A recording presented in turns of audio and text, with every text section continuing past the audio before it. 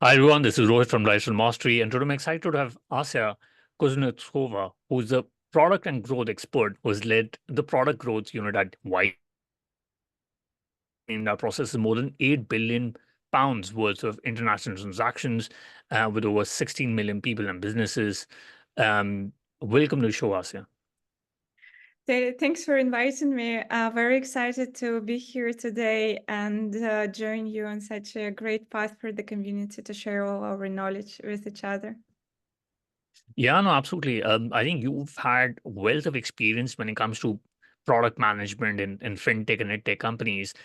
But before we start talk about your experience at at fintech companies and PwC, what got you interested in this world of product management? That's such a great question. So yeah, let's start from the beginning. So I graduated from corporate finance, and then I started to work at PricewaterhouseCoopers, which is one of the top consulting firms out there. And I was working as a financial consultant for a very big infrastructure projects like marine ports or railroads that connected the whole country. And that was, of course, very challenging and very excited, but I'm struggled a lot with feeling the value of my work. So we're Right. building these huge, complicated financial models, and then we do these beautiful slides in PowerPoint. But then I feel like, do I actually change life of people with this work? So I went to work with startups as a consultant for a company that had an ecosystem of fintech startups, and my job was just to help each startup with whatever issues they have. Someone is a product market fit, somewhere it's operations. And then very quickly I realized that product management is exactly what I was searching all my life, because there I can apply all my product knowledge, but all my business knowledge, but at the same time, I have a direct value of my work. I'm solving a customer problems. I'm seeing how products that I launch change life of people. And since then, it was my biggest passion. I honestly deeply love my work. So this is how I end up, and now it's been almost a decade in different startups or huge unicorns like TransferWise. So it's been a journey. Yeah, no, absolutely. I think when I got started in startups, it's very difficult to go back to corporate world. There's always so much to learn. And you've been part of great companies like Yandex. What were some of the lessons while you were developing and scaling products across B2C and B2B segments there? Yeah, in Yandex, I was a head of product, and there I was building the startup from scratch. We were building a platform that helped people to learn English. It became successful and ended up into having a sub products all related to people learning English. And there, since I was building this from scratch, I have a bit of a founder experience of how you try to make a product successful. And the key learning that I get from it, of course, we learned a lot. Fail fast, learn fast approach. But the key thing is when usually people approach building a new product or a startup, what they think, I will be better than competitors in terms of interface, or the Yeah. content that I have would be more relatable. So you think about certain changes, you think about solving a customer problem, but just you want to be a bit better. But if you want to build something successful, what you need to think is how what I deliver is 10x better than what customers have right now. And this is such a basic thought, but it changes the way how you approach the product. So, for example, let's talk about this English platform. So, education is a very traditional industry, and then it's very competitive and very segmented. So you have offline schools, tutors, like whatever. You can learn English. The way you can imagine how you can learn the English, there is already products for that. And then on top of that, if you come from the country that the main language is not English, usually people learn English from early childhood. So the customers you work with, they're a bit of they have a burnout in terms of education and in terms of education learning English. So when we were starting to create our startup, we were like, oh, we will have such a cool interactive platform, the coolest one out there. And then our content would be like perfect fit for millennials. We would learn the words like buy or buy, like buy your own booze or something. And we were very excited about it. We built it. And it was relatively successful. We in a competitive environment, your acquisition cost is huge. So we were getting certain customers, but at the end, LTV to acquisition cost was not really working. And we started to think, but what is wrong? And then we realized this approach. If you think about delivering to customers something that is 10x better, you would not focus on creating, oh, this cool new interactive platform. You would think about how you can change the industry. And there we realized that what we were thinking, can we do this 10x better than competitors? No, we can't. Can we do this 10x better? No, we can't. And then we realized that if in early stages of learning a language, teacher is the most important criteria for you to be successful in that. And the better is the teacher, the more expensive they are. So how we can create a platform that would make sure that any teacher, maybe not experienced one or a new one, would be amazing at their job and would deliver education at the highest possible standards. But at the same time, we would pay them as an early teachers who just started the journey. And then we realized, oh, this is a 10x experience. We can significantly lower the cost of education, but at the same time, we would improve the quality. And we started to invest in this solution. And as a result, that was the market change for us.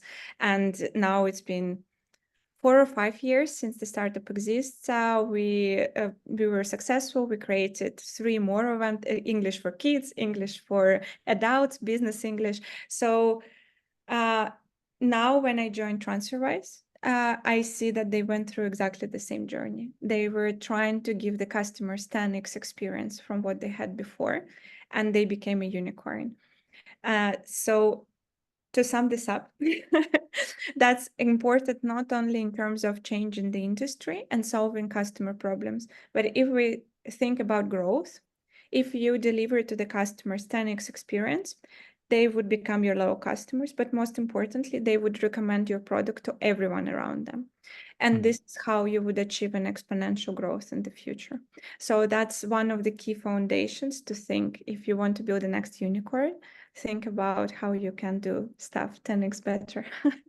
Got it. Got it. Interesting. And is there a different mindset needed to scale B2C versus B2B?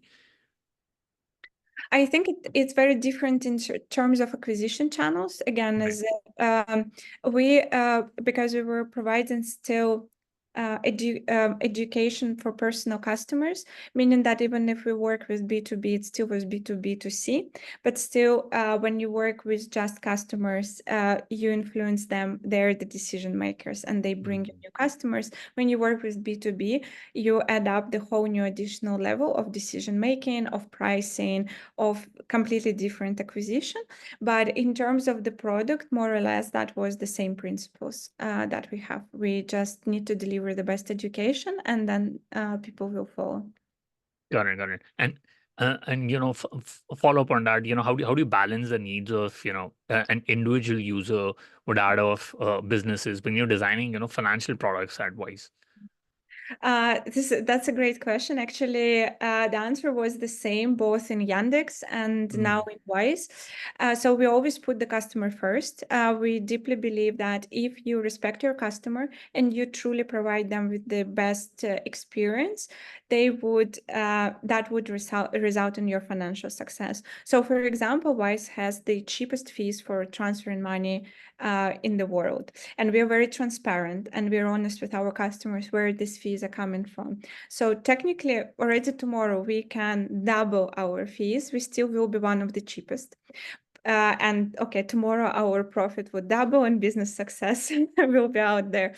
But because we respect our customers and we want to provide them with the cheapest possible way to transfer their money, as a result, customers respect us and they become loyal customers and they use us and we achieve exponential growth.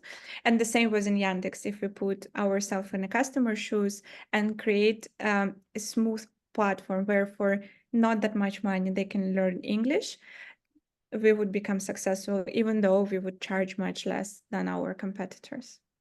Got it. Got it. Interesting. And Asya, I've always been on the revenue side of the business, but what are the most important metrics that you need to measure the success of growth initiatives? I guess when I started to work with growth, The most important thing that I realized that you need to think about growth as a loop. And all your metrics need to calculate the size of this loop. And what you do is grow the loop, meaning that one person would invite you certain amount of customers who would invite you other customers.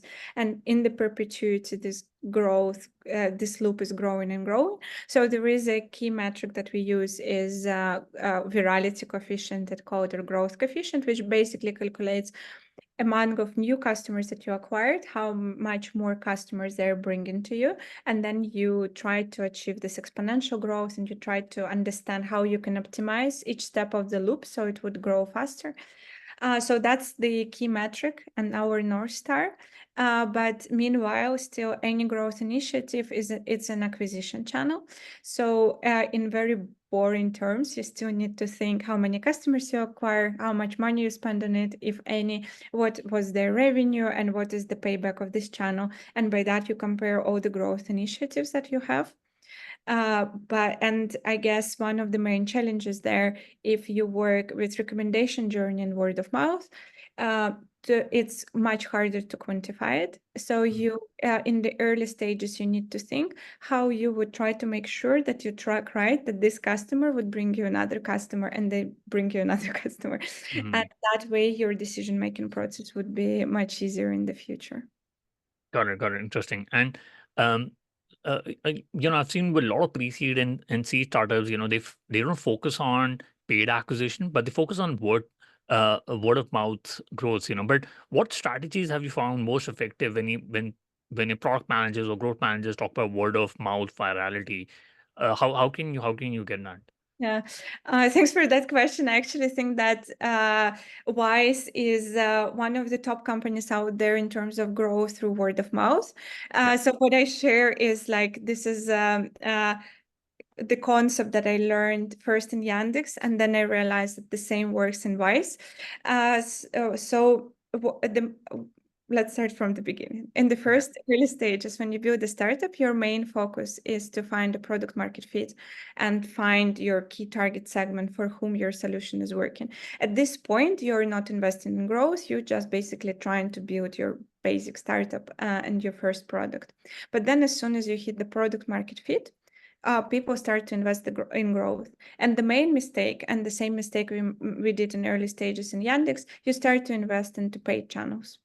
And that way you a bit set yourself for failure, because if you only depend on the paid acquisition, you always need to throw money to grow more and more. And taking into account that the competition is huge, the acquisition cost would always become higher and higher. So you kind of set yourself for failure of growing marketing budgets and not getting out there. And actually, the most important step when you just build your product and find product market fit, you first need to invest in the community. Depending on product that you have, you need to think how you can respect and grow your loyal customers through events, through blog, through giving them certain promotions inside the app. So the first thing that you need to do, you need to build a very, very solid base of community that would advocate for your product. Because if you think about it, there is a big difference if there is if you hire salespeople and they do tons of cold calls, calling and advertising your product to a bunch of people, or you have one loyal customer who would just say to 5 of his friends, I use this product, it's amazing. And trust me, you would receive 5 of his friends for free using your product compared to this cold sales calls. So you always need to invest into growing community and your loyal customers and make them want to recommend your product. So that's the whole concept. But if we think about how you build a word of mouth, actual word of mouth, there is let's call it recommendation journey. And there is different types of recommendations. The first one is organic and altruistic ones. It's when, for example, I send money to you and you receive a notification that I send money to you through Wise, and the fees was the cheapest ones. And you're like, oh, Asya is using Wise and she trusts Wise with her money. Maybe I also should try this product. Then if you join, there's a second step, network effects, is when both of us are using the same product and we experience some benefits of using it together. For example, I'm sending to you money just in 2 clicks without any account details or complications, and we both enjoy being together on Wise. And the last one is paid recommendations, which is referrals. It's where you actually pay people money or certain benefits for inviting others. And the key thing when you build a successful word of mouth is to use these 3 pillars constantly interconnected with each other. Everything you build inside the product should make sure that for people it's more and more comfortable to recommend Wise to others. For example, I download the app, I sync my contacts, and I see all the people from my contact list who is on Wise. Or I go to the restaurant and I split I pay for the dinner and then I split on Wise the bills with my friends. So you create all this feature inside the app that ensure that there is a solid recommendation loop. And then most importantly, if you think about referrals, which is the most simplest tool you can find there, you rightly nudge people to recommend inside this recommendation loop. So they send in money to each other or they transfer in between accounts on Wise. And in the right point in time, you nudge them to refer friends. And that way you can actually multiply the recommendation journey. So without referrals, referrals could double any initiative. So you just were sending money to your friend and you were okay with that. We nudge you to refer a friend with money and you're most likely to invite your friend. So that way you can actually multiply your growth without doing that much. Mm, very interesting. And what's the best way to optimize, referral programs to maximize impact on user acquisition? I'm so excited about this. That's my favorite topic. I honestly feel that referral programs are so underestimated out there. In Wise, for example, more than 20% of our users monthly come through referral programs, and Mm, that's our cheapest and most successful acquisition channel. So I just want to establish that every product out there have a referral program just because people like, oh, everyone has a referral program. Let's have one, but they're completely not optimized for their potential. So there is first the basic concept, how you build a referral, and then I would love to share a few tips that I learned through tons of experiments that we run. sure. So in terms of basic referrals, what you need to understand, you have 2 customers, the one who is inviting and the one who is joining. For the one who is inviting, it's very important for you to understand why they're actually recommending your product and what could incentivize them to do so. In my experience, cash works the best. So and it's fair because you share part of the revenue that you would earn from these invites with the customer who makes them. And it's fair for us and it's fair for the customers, and they always appreciate it. But there are certain customer groups who are not motivated for money, for example, for premium products. There you can try some exclusive offers or premium access or something around it. And then you have a person who joins your product. Uh, you need to understand what is the key behavior you want to incentivize them, what is your core behavior you want them to adopt, and you need to build recommendation journey around it. For example, you give them a first in Wise. We know that our core action is making a transfer with Wise. So we give you a first free transfer to join Wise and try it for free, which is completely fair. And at the same time, we encourage a core behavior that would make you a loyal user in the future.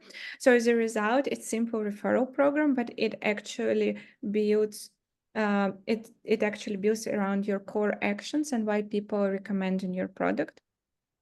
And in terms of learnings there, the first thing to understand is that people invite lookalike people.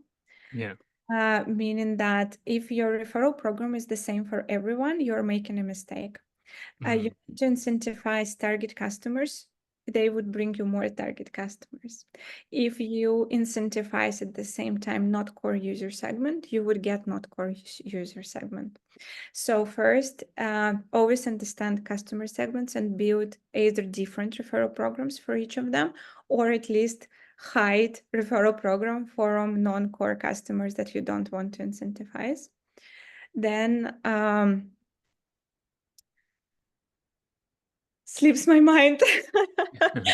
Nice. I work so much with this that I think it's just I thought that this knowledge is always on the tip of my tongue. Uh, Nice. yeah, so for the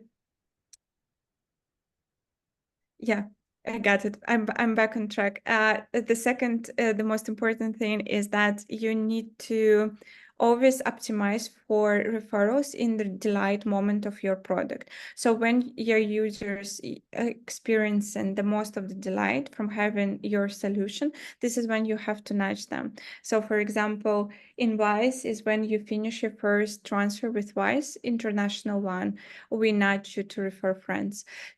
So you always need to optimize this behavior, not just have a hidden button. This is what everyone has, just some hidden button that you can find out and use. You need to nudge to refer in the journey, optimized for recommendation loop that I shared before. Yeah. And the last thing is that if you start to work with virality coefficient that functions as a loop, you would very quickly understand that you need to nudge people to recommend as early as possible in their journey. That way you would optimize for the growth in the loop. So for me, usually the good result is to nudge to refer after a user adopted a core action within first 14 days after they use your product. So in first 2 weeks, if they adopted a core product, you better nudge them to recommend to recommend your product to others, and that would lead to the highest growth of the loop in the future.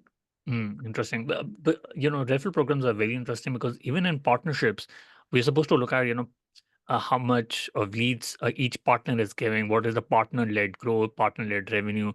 But it's really, we optimize the referrals from those partners to give us those growth. So even on strategic partnerships, be GSI or ISV partnership, we're pretty reliant on these referral programs.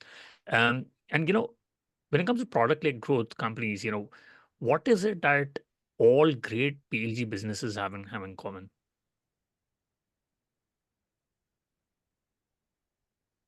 From my experience, they always put a customer first. Mm, Everything you do, you try to create the best solution possible for your customers, and even your growth strategy is related to that.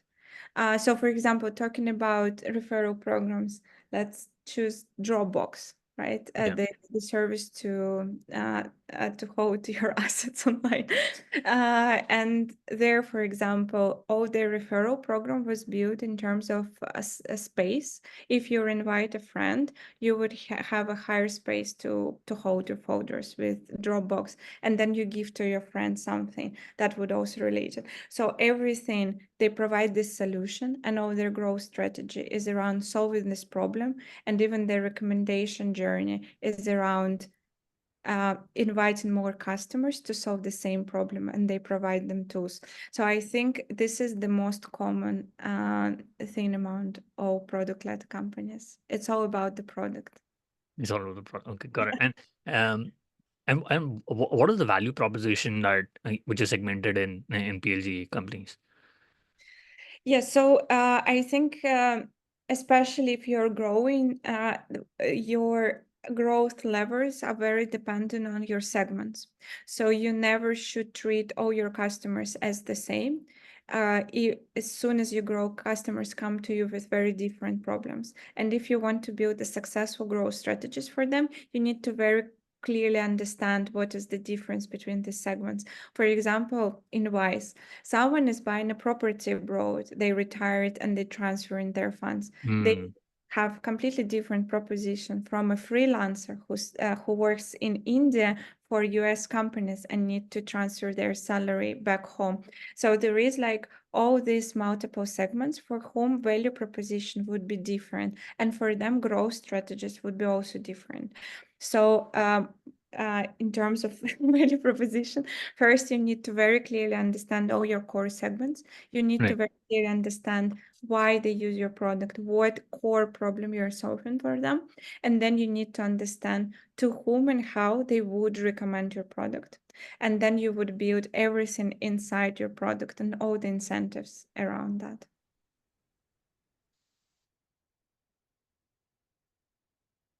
With SurveyMonkey and getting the user feedback. But what role does user feedback play in your product development process?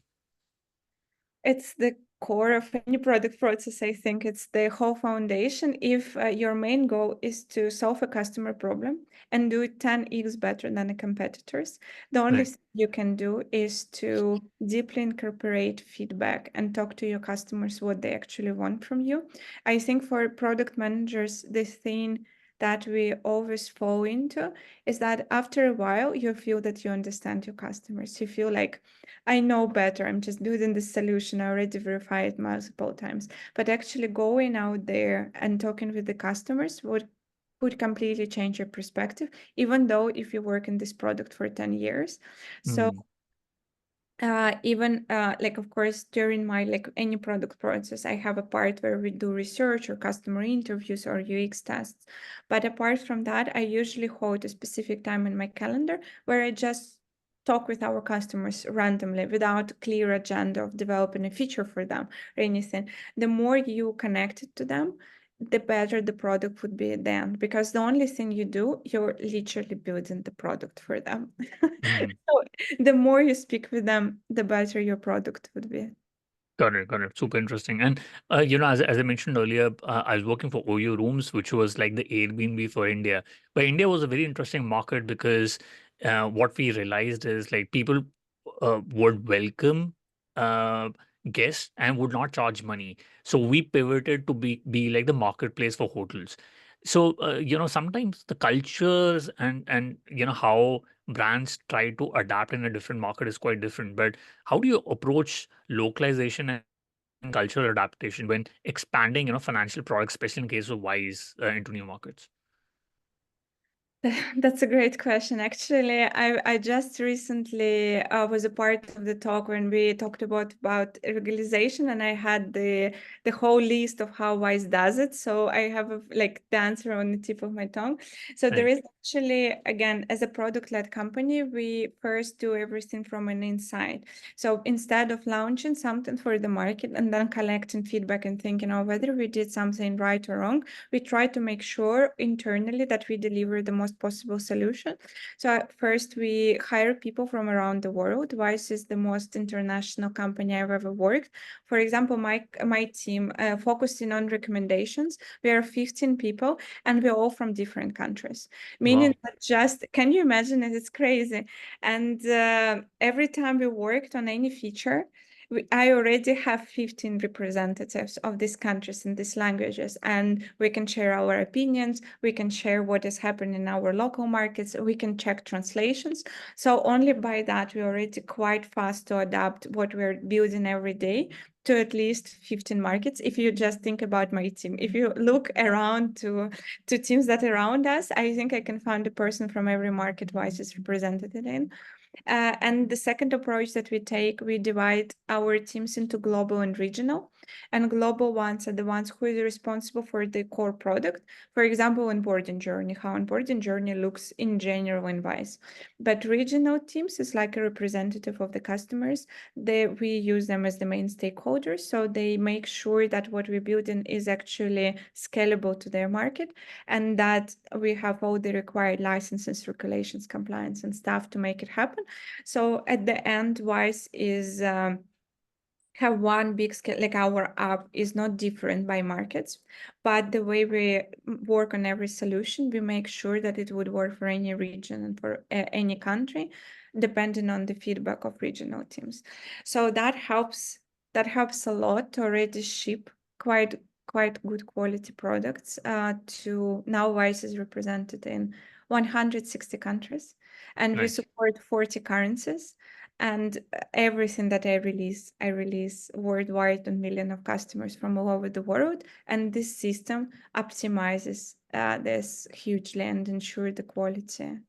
Um, Got it. Got it. Super, super interesting. And especially when you're building products, how do you balance growth with, with the right sort of quality, especially when it comes to financial sector where there's so many regulations. that's a tough question. I think you don't. Like in a nutshell, it's just different stages of the company. Uh, in Wise, and the same as in Yandex, when we were building a startup, you run really fast, and the most important thing for you is the speed. It ensure that more like customers receive your solution as fast as possible. As a result, at certain stage, you could end up is not optimized infrastructure, things built on top of things, some MVPs that someone launched and never finished inside the app. So you would have this, let's say, not optimal quality. And just at certain stage, and that's very important, you stop and you think, okay, I ran a marathon, I delivered this result, I ensured the quality. Now I'm a unicorn. Let's clean up stuff. And this is what we did in Wise. I think a year ago, we just said, okay, that's quality is not to the required standards, and we're not running a marathon anymore. Let's clean up. And all the team across Wise and all the countries, we made the list of everything that is wrong with our infrastructure or our domain or designs, and then we spend around 30 or 40% of our time cleaning it up. And then we had this big clean for like 6 months and something. And now, since the company is completely in a different stage, it's more stable and the risks are much higher. Now we're ensure that the quality is already delivered, meaning that we're not a startup now that's trying to survive. Now we can spend additional time to ensure that everything we deliver is to required quality. Got it. Got it. And I'm sure, Wise is such a big company, but and you especially look at data to look at, building the right sort of products. But how do you optimize data to look at, growing the right sort of products for Wise? Yeah, so yeah, of course, we are very data driven, but at the same time, we try to be logical and not drown ourselves in the data. So we're still, as I shared, we talk with customers a lot, and we are trying to make sure that we are solving their problems, not just moving conversions. We believe first we solve the problem, then the conversion will move itself. So of course, of course we have our KPIs and metrics that we track, but we are trying to always stay connected to the customers. And as a result, you have a balance of being a data-driven, but still deeply connected into solving the customer problems. I think that helps. It just prioritizes where you put your time. You use main KPIs. You look into the data when you deeply try to understand the problem, but you not block yourself on running 100 A/B tests to for sure prove that this metric would be movable. And that way you just continue to have speed and solve customer problems faster. Got it. And I've seen CEOs when they have gone really big, they've had IPOs, become really difficult to make changes. Even like a big company like Apple also struggles to make those right sort of changes. But what are the common reasons fast growing companies or startups plateau and they're not able to make or build the right sort of products? Mhm. Do I understand it right? What are the challenges when you scale from a smaller company to a bigger one in terms of product decisions? Company like Wise, or even bigger companies which have had IPO, what are some of the common reasons? Uh, there's not much growth, and growth sort of plateaus. Obviously, because they've taken a lot of market share, but the growth doesn't move up. Yeah, I mean, you would have Apple, which does so well, but not Dell. But 20 or 30 years back, Dell was much bigger than Apple. But why do you think big companies sometimes plateau? Yeah. That's a tough question. In my experience, is that working with growth, all the tools and everything that I shared with you today, they all are kind of about today. Yeah, So you optimize what you have now and try to get as much growth from it as possible. And at some point you stop. And yeah, that's why your growth plateau. So it's very important, even though it's hard for people, but to think very long term. Okay, today I'm successful. I don't know, my solution is actually works for customers, but how I can invest into the long term growth. Maybe I should pick up certain initiatives that now would be small, but in 5 years, they would be one of the main drivers of organic acquisition. So you always need to think what is there in the future and what in the future could be your next growth lever. Today, it's your current customer base. Tomorrow, it's a new market. right. In 3 years, it's a new product. I think it's very important to understand that the journey of any entrepreneur never ends. Mhm. Like today you win one battle, tomorrow you're winning another one. So a lot of companies that lost the market share, they basically just lost to their competitors who found better solution faster and found how they can scale growth better. And if you think about it, having been already in the market, and you think about it in advance in 5 years, you just already need to start investing into it. Got it. And especially when it comes to, B2B products, what are the biggest mistakes, founders make when they're scaling from mid-market to enterprise? Uh, the scaling, you mean when the company grows, right? From a smaller to bigger one. Yeah, I mean, HubSpot could be a different example altogether, where they focused on mid-market, small SMB startups. But you look at a product company like Salesforce, which focuses on enterprise clients. I mean, Mhm. it becomes difficult to get an enterprise client on board, but the lifetime value of the customer is also much higher than that of SMB client. But especially when it comes to B2B growth, Mm. um, when do founders get stuck? Uh, yeah, I guess it's just you need to understand that if you do something for enterprise, your product, everything changes, and another type of customers and their requirement is changing. For example, in Wise, we are primary were solving a problem for customers with their personal money transfers. Then we opened Wise for businesses and we started to cater to small businesses. And now we have a Wise platform where we actually provide our Rails as a solution to enterprise customers. So for example, if you're from UK, Monzo uses Wise platform for international transfers. And Interesting. the team that is working on Wise platform, it's completely different from the team who works on customers and businesses. The solution is completely different. They hire different designers, they hire different sales force. The leadership is different. So, for example, if we work with personal customers and small businesses, I still work a lot and I see these people a lot in the office. But Wise platform is like kind of an different entity solving a completely different problem where they provide a very scalable, deep infrastructure to enterprise clients. So it's possible to scale there. And I think one of the main Wise growth levers will be there in the future. And we would not only provide solution for customers, we would provide solution for banks all over the world. I think strategically in terms of growth, that was one of the decisions that would help us in the future not to see plateau. Uh, Mm. because if we would not be able to convince someone, for example, in Indonesia, adopt a bank, we would serve their traditional bank in Indonesia on a back end, they would have Wise. So that's how we solved it. But I guess the key learning there is that we had to create completely different team that is focusing on that. They have completely different capabilities.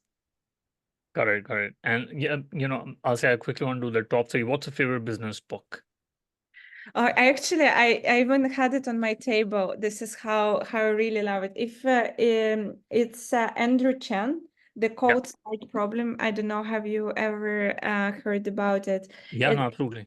Yeah, so the whole bit that I explained as a nerd, how you build recommendation loops and how you ensure network effects inside your product. I think he it's the best examples and how you can actually very clearly relate to how you build network effects and recommendation loops on the products that you like, every day: Tinder, Uber, Airbnb. All these examples in a very practical way cited in the book.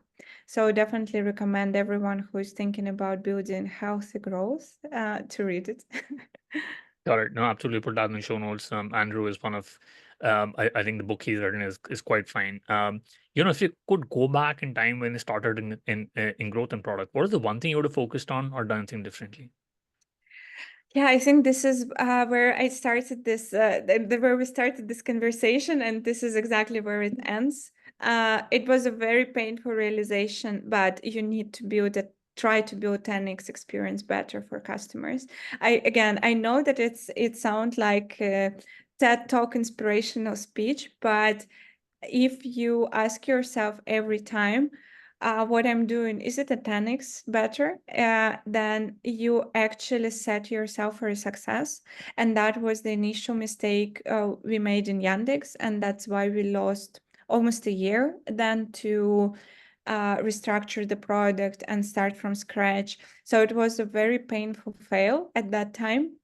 And now when I see where we end up, just asking ourselves a question, how we do stuff 10x better. And now I see where Wise is asking themselves the same question. I do feel that it's a very simple knowledge that everyone needs to apply. Yeah. No, Hamza, I love that insight, how to make it 10x better, or how do you be different than a competitor. And I also want to know what's your favorite online tool, for example, Gmail, Slack, Zoom. I use Figma a lot. FigJam, precise. I like to, I don't know, just have notes and then draw schemes. It's really helped me because, again, when you work with growth, it was really hard to explain how you need to build all this recommendation journey and how they all need to be interconnected with each other. So every time you think about growth, this is what you do. So the tool like Figma is very helpful in terms of drawing this whole out, having a brainstorm with the team. So I think it's the one that I use the most. Yeah, no, absolutely. We'll put that in the show notes. Asya, what's the best way people can reach out to you and know more about Wise? For sure. You can contact me on LinkedIn or in any other place. I'm always excited to talk about growth. And if any entrepreneurs out there are struggling with understanding how they can incorporate it in early days of their journey, I'm there to help. Got it. No, absolutely. We'll put that in the show notes. Asya, thank you so much for taking your time and speaking to us. I really enjoyed my conversation. Thank you so much for having me. It was a very lovely chat.